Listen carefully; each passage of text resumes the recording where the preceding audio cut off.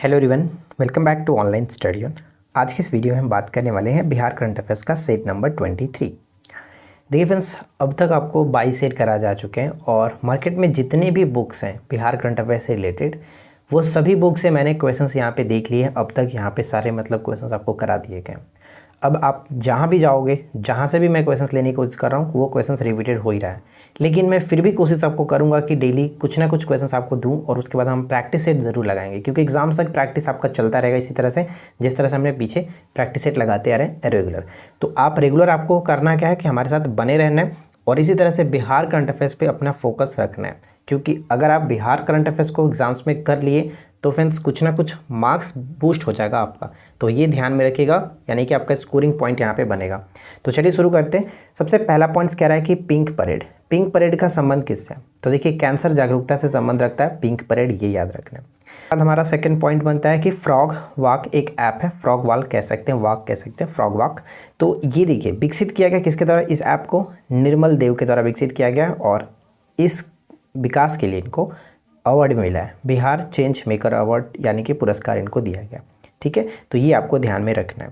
उसके बाद हमारा आता है कि बिहार का सबसे बड़ा और जो कि दूसरा तारामंडल कहाँ पर बनेगा? बिहार का सबसे बड़ा और दूसरा तारामंडल दरभंगा में। दरभंगा संबंधित मैंने आपको 2 पॉइंट्स कल भी बताया था, जैसे कि बिहार का दूसरा एम्स जो है वो आपका यहीं पे बनने वाला दरभंगा में। वंडर ऐप जो मैंने आपको बताया था, वंडर ऐप नीतीश कुमार जी ने इसको स्टार्ट किया था दरभंगा से, और इसका मेन कार्य क्या है इस ऐप का, वंडर ऐप का? तो प्रसव के दौरान मृत्यु दर को कम करना इसका मेन पर्पस है। दरभंगा में हम बात करते हैं तो आपका फ्लोटिंग सोलर पावर प्लांट यहाँ पे बनाया गया। दूसरा अगर हम बात करें तो सुपौल में बनाया गया, ये भी याद रखिएगा। सब्जी उत्पादन में बिहार की रैंक क्या? सब्जी उत्पादन में बिहार का रैंक हो जाता है तीसरा। बिहार का रैंक कौन सा है? तीसरा। पूरे बिहार में किस जिले ने सुरक्षित प्रसव कराने में प्रथम स्थान हासिल किया? सुरक्षित प्रसव कराने में प्रथम स्थान हासिल किया कटिहार। ठीक है, उसके बाद है कि बिहार का पहला आर्किड पार्क कहाँ पर बनेगा? संजय गांधी जैविक उद्यान। और इससे पहले हमने देखा था ट्रैफिक पार्क, जो कि आपका ये पटना में ही बनने वाला है, ट्रैफिक पार्क वीर कुंवर सिंह जो कि पार्क में। तो ये आपको याद रखना है। अगर आपको वीडियो पसंद आ रही है तो प्लीज़ वीडियो को लाइक करिएगा, दोस्तों के साथ शेयर करिएगा, और रोजाना इसी तरह के न्यू अपडेट्स के लिए, न्यू वीडियोस के लिए चैनल को सब्सक्राइब करके नोटिफिकेशन बेल आइकन को ऑल पे सेट कर लीजिए। ठीक है, चलिए आगे बढ़ते हैं। देखिए नेक्स्ट क्वेश्चन क्या बनता है कि केंद्रीय गृह मंत्री सह अधिकारिता मंत्री अमित शाह, यानी अमित शाह के द्वारा बिहार के किस संस्था को ई मार्केट का अवार्ड दिया गया? ई मार्केट का अवार्ड मिला है बिहार राज्य दूध जो शहरी संघ है, इसको मिला है। ठीक है, इसको मिला है। बिहार के किस जिले में क्रोमियम और निकेल की भारी मात्रा मौजूद होने की पुष्टि की गई है? तो ये रोहतास, आपको ध्यान रखना है, रोहतास। ठीक है, और इससे पहले हम लोग को देखा था आयरन ऑक्साइड की बात करते हैं, आयरन और जो कि आयरन अब्रक। ठीक है, आयरन अब्रक तो भागलपुर के कहलगांव में ये देखने को मिला। और साथ ही साथ कहलगांव में कोयले के भंडार के लिए भी बात, जो कि हमने यहाँ पे घोषणा देखा था, चर्चा था। सोने के भंडार में तो जमुई, आपको पता ही है, जमुई याद रखना। चलिए उसके बाद अच्छा लौह अयस्क के लिए हमने क्या देखा था? लौह अयस्क भंडारण के लिए जो कि हाल ही में चर्चा में कहाँ था? जहानाबाद। ठीक है, जहानाबाद। उद्योगों का क्लस्टर बनाने की मंजूरी जो घोषणा की गई कहाँ पर? पटना में की गई है। और एक पुस्तक इससे पहले में हमने देखा था कि पटना जो डायरी है इसके लेखक कौन थे? पटना डायरी के लेखक निवेदिता। ठीक है, निवेदिता। तो देखिए ज़्यादा क्वेश्चंस तो नहीं बन पाए, जितने भी बन पाए हमने आपके साथ शेयर किया। अब हम बात करते हैं 25 MCQ के बारे में, जो कि आपका प्रैक्टिस सेट हो जाएगा। तो चलिए शुरू करते हैं। देखिए पहला प्रश्न क्या कह रहा है कि बिहार सरकार द्वारा किस वर्ष तक विद्यालय शिक्षा में 100% सकल नामांकन अनुपात हासिल करने का लक्ष्य रखा गया? एक चीज़ मैं आपको बता दूँ, अगर आपने सेट नंबर 20 नहीं देखा है तो मैं आपको रिकमेंड करूंगा कि आप ज़रूर जाकर के सेट नंबर 20 को देख लीजिएगा, क्योंकि सेट नंबर 20 में आपको वो चीज़ें दी गई हैं जो कि एग्ज़ाम्स में आने की चांसेस 99% है। अब मैं आपको इससे ज़्यादा तो कुछ नहीं कह सकता हूँ कि कितना रिकमेंड करूँ, आप जाकर के ज़रूर चेक कर लेना सेट नंबर 20। ठीक है, सेट नंबर 20 में बहुत इंपॉर्टेंट चीज़ है, आप उसे देखिएगा। तो यहाँ पे देखिए विद्यालय शिक्षा में 100% सकल नामांकन अनुपात हासिल करने का जो लक्ष्य रखा गया वो 2030 है। यहाँ पे सही हो जाएगा 2030। 2025 की बात करते हैं, 2025 में क्या क्या लक्ष्य है? तो आपको पहला ध्यान रखना है कि हर घर में प्रीपेड मीटर लगाने की लक्ष्य 2025 तक। उसके बाद टीवी को पूरी तरह से समाप्त करने का लक्ष्य भी बिहार सरकार ने 2025 तक रखा। और अभी जो 7 निश्चय है, 7 निश्चय 2.0, ठीक है, इसका समय क्या है?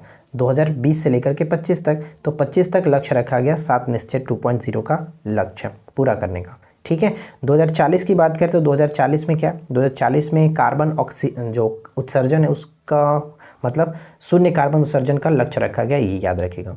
और 2030 में एक और चीज़ मैं आपको बता दूं कि 2030 में एड्स के लिए ध्यान रखिएगा, एड्स को भी पूरी तरह से समाप्त करने का लक्ष्य रखा गया। ठीक है, तो ये सभी चीज़ें इंपॉर्टेंट है और ये आपको कहाँ पर मिलेगा, सेट नंबर 20 में जाकर के आप देख सकते हैं। चलिए इसके बाद बढ़ते हैं सेकेंड क्वेश्चन पे। अगला प्रश्न है कि मार्च 2022 में पटना ज्ञान भवन में संपन्न हुए बसंतोत्सव महिला उद्यमी मेले में किस महिला को सफल उद्यमी का पहला पुरस्कार मिला है? सफल उद्यमी का पहला पुरस्कार मिला है, क्या होगा राइट आंसर? तो इस प्रश्न का correct answer option A Waheeda Ahmed. ठीक है, वाहिदा अहमद ए को टिक करेंगे, वाहिदा अहमद बिल्कुल सही होगा। क्वेश्चन नंबर थर्ड, कहाँ पर आयोजित एग्रो एंड जैविक एक्सपो 2022 में बिहार को विशिष्ट पुरस्कार से सम्मानित किया गया? बिहार को विशिष्ट पुरस्कार से सम्मानित किया गया, तो राइट आंसर बन जाएगा ऑप्शन बी मुंबई। ठीक है, मुंबई करेक्ट होगा, बी को टिक करेंगे। क्वेश्चन नंबर 4, इनमें से किस इंजीनियरिंग संस्थान ने देश में पहली बार सूटकेस इन्वर्टर विकसित किया? सूटकेस इन्वर्टर विकसित किया, तो राइट आंसर बन जाएगा option A IIT Patna, IIT Patna. ठीक है, ध्यान रखिएगा आईआईटी पटना ने सूटकेस इन्वर्टर को विकसित किया, A will be right answer. Next question क्या कह रहा है कि वाणिज्य मंत्रालय द्वारा जारी सूची के मुताबिक बिहार के सबसे ज़्यादा निर्यात करने वाले जिले में शीर्ष स्थान पर कौन सा है? यानी ज़्यादा निर्यात करने के मामले में शीर्ष स्थान पर कौन सा जिला है? तो यहाँ पे हमारा सही आंसर हो जाएगा ऑप्शन सी बेगूसराय। ठीक है, बेगूसराय बिल्कुल करेक्ट होगा, इसे याद रखिएगा। चलिए आगे बढ़ते हैं। क्वेश्चन नंबर 6 देखिए, विकेंद्रीकृत जैव चिकित्सा अपशिष्ट भट्टी की उद्घाटन बिहार के किस जिले में हुआ? विकेंद्रीकृत जैव चिकित्सा अपशिष्ट भट्टी का उद्घाटन बिहार के किस जिले में हुआ है? तो इस प्रश्न का करेक्ट आंसर हो जाएगा ऑप्शन ए बक्सर नगर पालिका, बक्सर नगर पालिका। राइट, तो ये इंपॉर्टेंट है, इसे याद रखना है। चलिए नेक्स्ट क्वेश्चन, बिहार में सड़क मरम्मत की निगरानी के लिए किस ऐप को लॉन्च किया गया? बिहार में सड़क मरम्मत की निगरानी के लिए किस ऐप को लॉन्च किया गया? तो इस ऐप का नाम क्या है? इस ऐप का नाम है, हम ऑप्शन बी को टिक करेंगे, अनुरक्षण, अनुरक्षण। ठीक है, और विहान ऐप का संबंध आपको पता ही है, किसान से संबंधित है, किसानों को डिजिटली जो कि ज्ञान देने के लिए बनाया गया था, हाल ही में इसके बारे में हम लोगों ने बात किया था। तो फिलहाल यहाँ पे ऑप्शन बी हो जाएगा करेक्ट आंसर। राइट, इसे याद रखिएगा। अच्छा, एक मैंने आपको वसीम ऐप के बारे में बताया था, वामिस था, हाँ वामिस था, वामिस ऐप। तो वामिस ऐप क्या है? वामिस ऐप का संबंध है कि बिहार निर्माण से जुड़े जो विभाग हैं उनकी सभी योजनाओं की मॉनिटरिंग करने के लिए वामिस ऐप को बनाया गया था, इसे याद रखिएगा। चलिए उसके बाद है नेक्स्ट वन है कि बिहार जल जीवन मिशन द्वारा जारी रैंकिंग के अनुसार हरियाली बढ़ाने के मामले में किस जिले ने राज्य में प्रथम स्थान हासिल किया? हरियाली को बढ़ाने के मामले में प्रथम स्थान हासिल किया, तो सही आंसर हो जाएगा ऑप्शन सी गया। गया में हम ध्यान रखेंगे, जैसे कि गया में आपका हो जाएगा रबर डैम बन करके तैयार हो चुका है। ठीक है, रबर डैम, और औद्योगिक पार्क ढोबी में बना है, जो कि सबसे बड़ा औद्योगिक पार्क ढोबी में, ये याद रहेगा गया के ढोबी में। और गया किसके लिए उत्पादन में जो कि फेमस होता है? तो यूरेनियम और टीन के उत्पादन में, ये याद रखिएगा, यूरेनियम और टीन के उत्पादन में। अगला सवाल क्या है, बिहार बजट 22-23 में विकास केंद्रों को 6 सूत्रों में पेश किया गया, यानी कि 6 सूत्रों पर आधारित था इस वर्ष का बजट। तो इसमें से कौन शामिल नहीं है? यानी कि 6 सूत्रों में इसमें से कौन शामिल नहीं है? तो बिहार बजट वाली अगर आपने वीडियो देखी होगी तो आपको अच्छे से ये सभी चीज़ें पता होगी, और काफ़ी लोग डेली देख रहे हैं और कमेंट कर रहे हैं, काफ़ी पसंद भी आ रहा है। तो अगर आप नहीं देखें तो जाकर के चेकआउट कर लीजिएगा। देखिए, स्वास्थ्य और शिक्षा था, कृषि और समवर्ती क्षेत्र था, आधारभूत संरचना और विभिन्न वर्गों का कल्याण था, लेकिन संचार क्षेत्र इसके अंतर्गत नहीं आता है, इसलिए हम यहाँ पे ऑप्शन सी को टिक करेंगे। अगला प्रश्न क्या है कि बिहार में रूफटॉप सोलर योजना के तहत सोलर प्लेट लगाने के लिए उपभोक्ता को कितने प्रतिशत सब्सिडी देने की घोषणा की गई है? कितने प्रतिशत की सब्सिडी देने की घोषणा की गई है? तो राइट आंसर यहाँ पे बन जाएगा ऑप्शन बी 40%। ठीक है, 40% करेक्ट आंसर है, इसे याद रखेंगे। अगला प्रश्न कि बिहार विभूति सम्मान से 31 दिसंबर 2021 को किसे सम्मानित किया गया? देखिए, घोषित किया गया था कि इनको मिलेगा, लेकिन इनको मिला है आपका फरवरी 2022 में। ठीक है, फरवरी 2022 में मिला। तो रोहित कुमार यहाँ पे करेक्ट आंसर है, रोहित कुमार, मीडिया ट्रेंड्स के जो कि संस्थापक हैं Rohit Kumar, option A will B correct answer. और चलिए आगे बढ़ते हैं। मनन से याद आ रहा था, मनन मैंने आपको क्या बताया था, बीसीआई के जो कि लगातार 6ठी बार गोपालगंज के, वो भी याद रखिएगा। अगला प्रश्न कि हाल ही में फिल्म अभिनेता मनोज बाजपेयी के जीवन पर आधारित पुस्तक कुछ पाने की जिद, मनोज बाजपेयी कुछ पाने की जिद किसके द्वारा लिखी गई है। अच्छा, एक क्वेश्चन आप लोगों से है कि मनोज बाजपेयी का जो संबंध है वो बिहार के किस ज़िले से, आप लोग कमेंट करके बताएंगे किस ज़िले से। तो यहाँ पे देखिए किसके द्वारा लिखी गई है, तो राइट आंसर हो जाएगा ऑप्शन डी, यानी कि पीयूष पांडे के द्वारा ये पुस्तक लिखी गई है, कुछ पाने की जिद, पीयूष पांडे के द्वारा। राइट, आगे बढ़ते हैं। अगला ऑप्शन कि हाल ही में घर बैठे लोगों को रोजगार उपलब्ध कराने तथा आत्मनिर्भर बनाने के लिए उद्देश्य से बक्सर के चौसा में कौन सा ऐप लॉन्च किया गया। बक्सर के चौसा से याद आया कुछ, बक्सर के चौसा से गंगा नदी प्रवेश करती है बक्सर के चौसा में, ठीक है। तो कौन सा ऐप लॉन्च किया गया, तो राइट आंसर बन जाएगा ऑप्शन सी, यानी कि मनरेगा परवरिश रोजगार ऐप, मनरेगा परवरिश रोजगार ऐप, ऑप्शन सी को टिक करेंगे। अगला प्रश्न देखिए, हाल ही में बिहार के किस जिले में जनसंपर्क अभियान की शुरुआत की गई है। जनसंपर्क अभियान की शुरुआत की गई है किस जिले में, तो यहाँ पे हमारा सही आंसर बनेगा ऑप्शन बी, मधेपुरा, ठीक है। मधेपुरा यहाँ पे राइट आंसर बनेगा, मधेपुरा। चलिए आगे बढ़ते हैं। अगला प्रश्न है कि हाल ही में बिहार के उप मुख्यमंत्री तारकेश्वर प्रसाद द्वारा सेना दिवस के अवसर पर किस पुस्तक का हिंदी विमोचन किया गया। हिंदी विमोचन किया गया उप मुख्यमंत्री तारकेश्वर प्रसाद के द्वारा, तारकेश्वर प्रसाद के द्वारा हिंदी विमोचन किया गया था किसका, ऑपरेशन कुकरी का, ऑपरेशन कुकरी, ऑप्शन सी होगा। आगे देखिए अगला प्रश्न, हाल ही में किस जिले में स्थित जगतपुर झील, जगतपुर झील से पर्यावरणविदों की टीम ने पक्षियों की गणना का कार्य किया। तो जगतपुर झील का संबंध कहाँ से, जगतपुर झील राइट आंसर हो जाएगा ऑप्शन ए, भागलपुर, ठीक है, भागलपुर। अच्छा, भागलपुर से हम क्या क्या याद रख सकते हैं जो इंपॉर्टेंट रहने वाला है, जैसे कि दूसरा आपका पक्षी महोत्सव, दूसरा पक्षी महोत्सव 2022 में जो मनाया गया, ये कहाँ पर, तो भागलपुर के कदवा दियारा में, कदवा दियारा में, ठीक है। और भागलपुर से संबंधित एक और चीज़ ध्यान रखेंगे, जैसे कि यहाँ पर सरकारी स्कूल के जो छोटे बच्चे हैं उनको, उनके लिए नटखट साइंस लैब का निर्माण किया जा रहा है, ठीक है।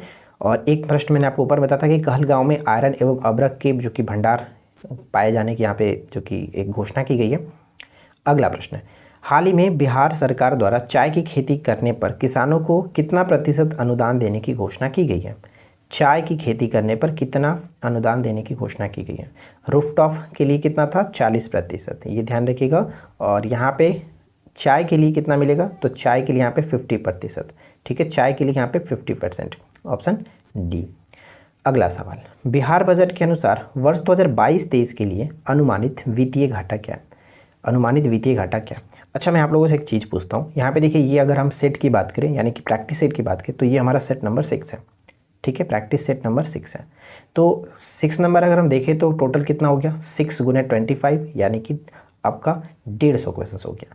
क्या आप लोग चाहते हैं कि 150 क्वेश्चन का एक ही MCQ दे दिया जाए, ताकि यानी एक ही वीडियो में बना दिया जाए, आप रिविजन्स कर पाओ, यानी सेट 1 से लेकर के सेट 6 तक सभी को कंबाइन करके एक मास्टर वीडियो तैयार कर दिया जाए 150 क्वेश्चंस का। अगर आप रेडी रहेंगे तो हम इसको कर देंगे कंबाइन, ताकि आप एक बार रिविजन्स कर सकें, क्योंकि revisions is the most important. तो आप लोग बताइएगा क्या सही है। तो यहाँ पे देखिए, अगर हम बात करें 22-23 के लिए अनुमानित जो वित्तीय घाटा रहने वाला है कितना है, 3.47%, 3.47%, ऑप्शन ए को टिक करेंगे। चलिए आगे बढ़ते हैं। अगला सवाल कि बिहार बजट के अनुसार 22-23 में किस विभाग के लिए अधिकतम व्यय अनुमानित किया गया।